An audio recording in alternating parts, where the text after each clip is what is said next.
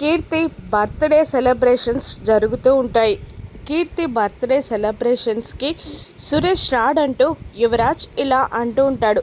అక్క ఇంతలా అవమానించిందని బావకి తెలిసాక చచ్చిన ఇంట్లో అడుగు పెట్టడు అని యువరాజ్ అంటుండగా అవును అన్నట్టు వైజయంతి నిషిక తల ఊపుతుండగా వాళ్ళ అంచనాలని తారుమారు చేస్తూ గుమ్మంలో నుండి కీర్తి కోసం ఒక చిన్న టెడ్డీ బేర్ తీసుకొని బర్త్డే సెలబ్రేషన్స్కి వచ్చేస్తాడు సురేష్ అలా రావడంతో యువరాజ్, నిషిక, వైజయంతి, దివ్యాంక అందరూ షాక్ అవుతారు. కౌశిక్కి పైకి కోపం ఉన్న మనసులో హ్యాపీగా ఫీల్ అవుతుంది. అందరూ కలిసి కీర్తి బర్త్డేని సెలబ్రేట్ చేస్తారు. ఇక కౌశికి, సురేష్ ఇద్దరు కీర్తి పాప పక్కగా నిలబడి ఇద్దరూ కలిసి పాపతో కేక్ కట్ చేపిస్తారు. కేక్ కీర్తికి తినిపిస్తాడు సురేష్. బర్త్డే సెలబ్రేషన్స్ అయిపోయాక అందరూ వెళ్ళిపోబోతుండగా సురేష్ ఆగండి, నేను వచ్చింది కీర్తి బర్త్డే సెలబ్రేషన్స్కి మాత్రమే కాదు అనగానే మరెందుకన్నయ్యా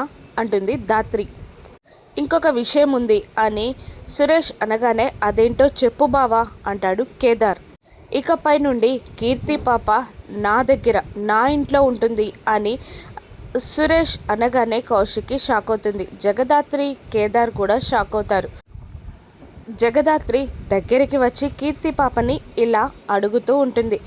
అమ్మ నాన్న కాస్త దూరంగా ఉండాల్సిన సిచ్యువేషన్ ఇది. వాళ్ళిద్దరూ సపరేట్గా ఉండబోతున్నారు. నువ్వు అమ్మ దగ్గరుంటావా నాన్న దగ్గరుంటావా అని కీర్తి పాపకి సైగలు చేస్తూ అడుగుతూ ఉంటుంది ధాత్రి.